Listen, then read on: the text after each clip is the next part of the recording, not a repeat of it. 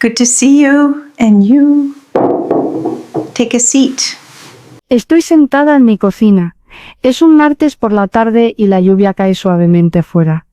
Tengo 62 años. Y hay algo que necesito decirte antes de que para ti también sea demasiado tarde. Durante 4 décadas viví rodeada de personas, esposo, hijos, familiares, vecinos. La casa siempre llena de ruido y movimiento. Y aún así, jamás en mi vida me sentí tan profundamente sola. Hoy vivo sola. Mis hijos ya construyeron sus propios caminos. Mi matrimonio terminó hace 6 años. Y por primera vez en décadas, me siento acompañada. Sé que suena contradictorio. Durante toda mi vida me dijeron que eso no podía ser así, pero déjame explicarte cómo llegué a este punto, porque tal vez tú estés repitiendo lo mismo que yo hice, y si es así, todavía estás a tiempo de cambiarlo. Tenía 23 años cuando me casé con Andrés. Era ahí que eso era lo que tocaba hacer. A mi alrededor todos se estaban casando. Mis amigas ya tenían hijos. Mi madre me preguntaba cada domingo cuándo le daría nietos. Andrés era una buena persona, trabajador, responsable. No era un mal hombre, y eso es importante que lo entiendas. No te voy a contar una historia donde él sea el villano y yo la víctima. Los primeros años fueron buenos, llenos de planes. Íbamos al cine los viernes, hablábamos de comprar una casa más grande, soñábamos con tener 3 hijos. A los 25 nació Lu, después llegó Tomás y luego Valeria. Y ahí fue cuando todo empezó a cambiar. No me malinterpretes. Amaba a mis hijos, los amo todavía con todo lo que soy. Pero en algún punto, entre los pañales, las tareas escolares y las reuniones de padres, dejé de existir como persona. Me convertí en la mamá de Lucía, en la esposa de Andrés, en la que cocinaba, limpiaba, organizaba cumpleaños y llevaba a los niños al médico. Y pensé que eso era amor. Creí que borrarme de esa manera era lo que significaba ser una buena madre, una buena esposa. ¿Sabes cuándo fue la última vez que me senté a pensar qué quería yo? No qué necesitaban mis hijos, ni qué prefería Andrés para la cena, sino qué quería yo. Fue en 1991, hace 34 años. Estaba embarazada de Tomás y una tarde me senté en un parque. Había llevado a Lucía a jugar, y mientras ella corría, yo me quedé pensando.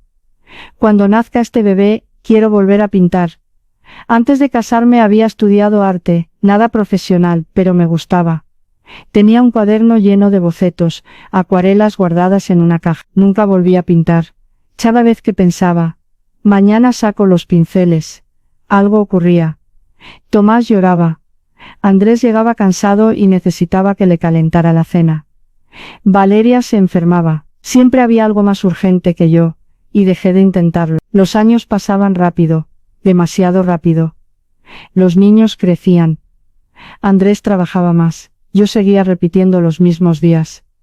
Desayunos, almuerzos, cenas, lavar, planchar, ayudar con las tareas. Mis amigas me decían que era una supermamá, que era afortunada por tener una familia tan unida. Por fuera todo parecía perfecto, por dentro yo estaba vacía. ¿Conoces esa sensación de estar en una habitación llena de gente y sentirte completamente invisible? Así me sentí durante 40 años en mi propia casa. Andrés llegaba del trabajo y me preguntaba cómo había estado mi día. Yo respondía bien mientras servía la cena, pero él no preguntaba de verdad. No le interesaba saber qué había pensado yo ese día, qué había sentido. Solo necesitaba confirmar que todo funcionaba. Mis hijos me querían claro, pero me querían disponible, operativa. Nunca me preguntaban cómo estaba yo, qué necesitaba yo, y yo no les enseñé a hacerlo, porque yo misma había olvidado que esa pregunta existía. Recuerdo un martes cualquiera tenía 44 años. Estaba doblando ropa en la sala. Andrés veía televisión. Lucía estudiaba en su cuarto. Tomás había salido con amigos. Valeria hacía la tarea en la cocina. De repente me quedé paralizada con una toalla en las manos. Pensé, esto es todo. Esta va a ser mi vida hasta que me muera. Sentí un peso enorme en el pecho, como si alguien me hubiera colocado una piedra ahí y yo la hubiera cargado tanto tiempo que ya ni la notaba. Pero esa tarde la sentí. Terminé de doblar la ropa, serví la cena. Me acosté y no le dije nada a nadie. ¿Qué iba a decir? Que me sentía sola estando rodeada de mi familia. Sonaba ingrata, sonaba egoísta, así que me lo guardé.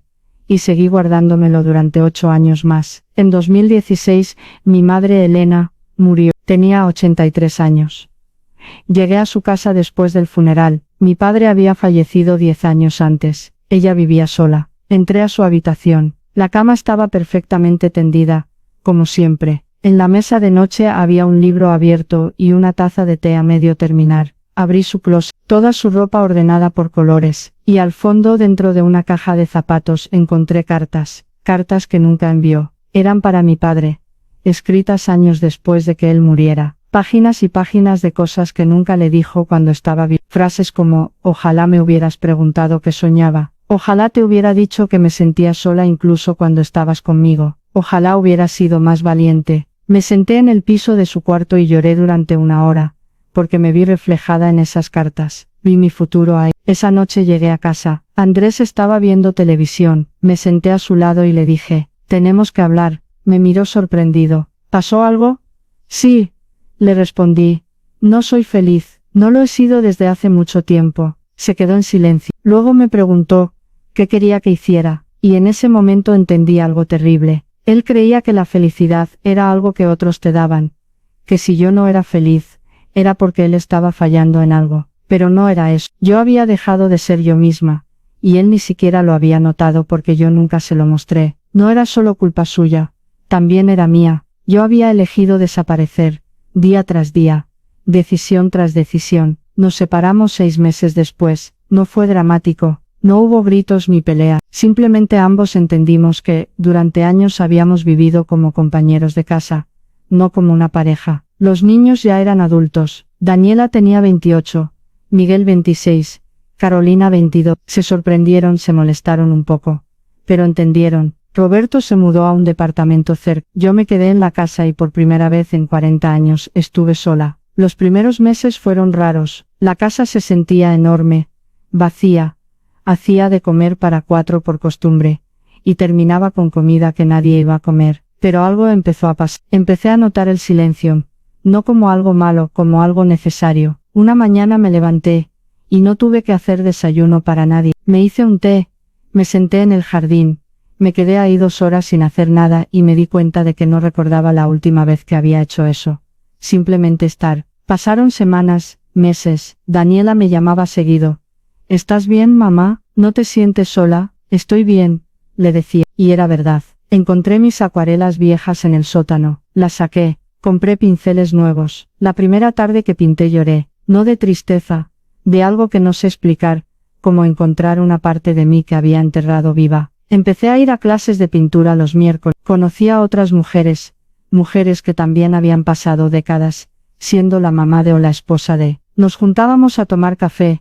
Hablábamos de cosas que nos importaban, de libros, de política, de nada en particular, y me sentí acompañada, más acompañada que cuando vivía con 4 personas, porque aquí está la verdad que nadie te dice. Puedes estar rodeada de gente y sentirte completamente sola, y puedes estar físicamente sola y sentirte profundamente acompañada. La diferencia no está en cuántas personas te rodean, está en si te permites existir. Durante 40 años yo no existí, era funcional. Era útil, era necesaria, pero no era real. Nadie en mi casa conocía mis miedos, mis dudas, mis sueños, porque yo nunca los compartí, porque pensé que no importaban, que mi trabajo era hacer que otros fueran felices, no ser feliz yo. De verdad, les di una versión editada de mí, una versión correcta, y ellos se relacionaron con esa versión, no conmigo. Ahora vivo. Roberto tiene su vida, los niños tienen las suyas. Nos vemos seguido. Celebramos cumpleaños juntos, hablamos por teléfono, pero la relación es diferente porque yo soy diferente. Ahora cuando Daniela me pregunta cómo estoy, le digo la verdad. Si estoy cansada, lo digo. Si estoy triste, lo digo. Si estoy feliz también. Y ella me conoce de verdad ahora, no solo como mamá, como persona. Lo mismo con Miguel y Carolina, con Roberto también. Somos amigos ahora, buenos amigos, mejores que cuando estábamos casados, porque ahora hablamos de verdad. Sin expectativas, sin roles que cumplir. ¿Sabes qué es lo más triste? Que perdí 40 años para aprender esto. 40 años, donde pude haber sido yo misma y elegí no serlo. No puedo recuperar ese tiempo. No puedo volver y decirle a mi yo de 25, No te desaparezcas, no dejes de pintar, no dejes de preguntar qué quieres, pero tú sí puedes. Si estás leyendo esto y te sientes invisible en tu propia vida, escucha, no es egoísta querer que te conozcan de verdad, porque cuando te desapareces, no le haces un favor a nadie, no a tu familia, no a ti misma, les estás dando una mentira, una versión cómoda de ti, que hace todo más fácil para ellos, pero que te está matando por dentro. Y un día vas a despertar y tener 62 años, y darte cuenta de que nadie te conoció nunca, ni siquiera las personas que más amas. Tengo un grupo de amigas que nos juntamos los domingos, y hablamos de todo, nos reímos, lloramos, a veces voy al cine sola, cuando quiero, leo libros que me gustan,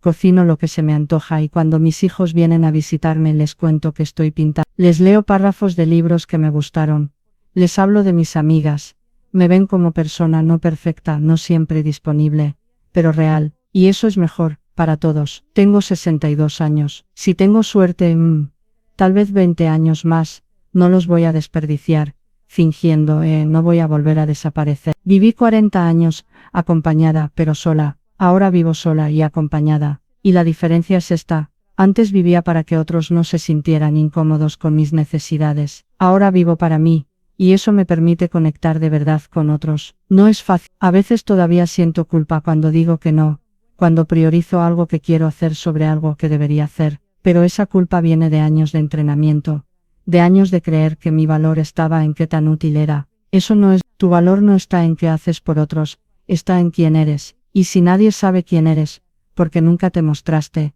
entonces ¿qué sentido tiene todo? Si algo de esto te resonó, espero que no esperes, espero que te des permiso hoy, mañana, esta semana de existir, de necesitar, de querer, no cuando tus hijos crezcan, no cuando te jubiles, no cuando tengas tiempo ahora, porque el tiempo no espera, y la gente que amas merece conocerte de verdad, y tú mereces ser conocida.